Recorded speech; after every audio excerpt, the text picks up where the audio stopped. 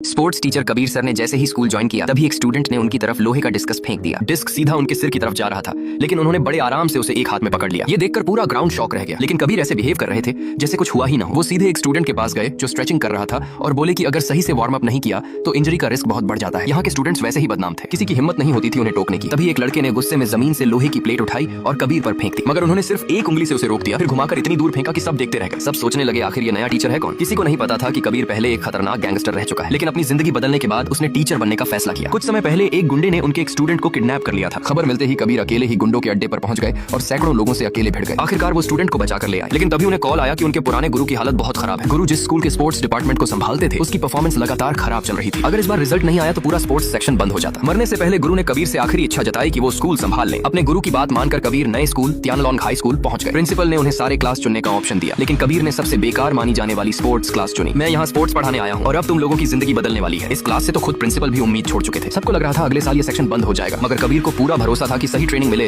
तो कोई भी स्टूडेंट बदल सकता है। उन्होंने सभी स्टूडेंट्स को ग्राउंड में इकट्ठा किया और कहा कि अगर सब उनकी ट्रेनिंग फॉलो करेंगे तो पूरी तरह बदल जाएंगे। तभी एक लड़का आगे आया और बोला कि अगर सर को खुद पर इतना भरोसा है तो पहले 200 मीटर की रेस में उसे हराकर दिखाएं। तभी पूरी क्लास उन्हें मानेगी। कबीर तुरंत मान गए और ट्रैक पर वार्म अप करने लगे। लड़का पूरी तैयारी में था जबकि कबीर आराम से स्ट्रेचिंग कर रहे थे। सबको लगा शायद वो हार मान चुके हैं। गन शॉट हुआ और लड़का बिजली की तरह दौड़ पड़ा। कबीर अभी भी अपनी जगह खड़े थे। सब हंसने लगे कि अब तो दुनिया का सबसे तेज इंसान भी उसे नहीं पकड़ सकता। लेकिन अगले ही पल कबीर हवा की तरह गायब हुए और किसी को समझ आता उससे पहले वो फिनिश लाइन पर खड़े थे। पूरा ग्राउंड सन्न रह गया। अब सबको लगा कि शायद स्टूडेंट्स उनकी ट्रेनिंग मान लेंगे, लेकिन कबीर जो ट्रेनिंग इक्विपमेंट लाए थे उसे देखकर सबका दिमाग घूम गया। कहीं भारी भरकम जूते थे, कहीं गुब्बारे, तो कहीं अजीब सा सामान। स्टूडेंट्स को लगा ये मजाक चल रहा है और वो वापस क्लास जाने लगे। तभी कबीर ने एक साथ दर्जनों जैवलिन फेंके जो सबके पैरों के पास आकर धंस गए। कोई हिल तक नहीं पाया। कबीर शांत आवाज में बोले, क्लास खत्म होने तक मेरी परमिशन के बिना कोई कहीं नहीं जाएगा। इसके बाद शुरू हुई असली ट्रेनिंग। सब स्टूडेंट्स भारी जूते पहनकर दौड़ने लगे। 3000 मीटर वाली लड़की गुब्बारे फुला रही थी। डिस्कस थ्रो वाला लड़का गंदे कपड़े धो रहा था। पूरा तरीका इतना अजीब था कि देखने वालों को ये स्पोर्ट्स क्लास कम और सर्कस ज्यादा लग रही थी। उसी समय प्रिंसिपल और कुछ बोर्ड मेंबर्स वहां आ गए। उन्होंने ये सब देखकर ट्रेनिंग रोकने की बात कही, लेकिन कबीर ने उन्हें समझाया 3 स्कूलों का टूर्नामेंट आने वाला है। अगर तब तक रिजल्ट नहीं आया तो आप जो सजा देंगे मुझे मंजूर होगी। प्रिंसिपल को कबीर पर भरोसा था, इसलिए उन्होंने उन्हें एक मौका और दे दिया। आखिरकार इंटर स्कूल प्रतियोगिता का दिन आ गया। अगर इस बार भी रिजल्ट खराब रहा तो स्पोर्ट्स क्लास हमेशा के लिए बंद हो जाती। पहला इवेंट था शॉट पुट। दूसरे स्कूल के खिलाड़ी ने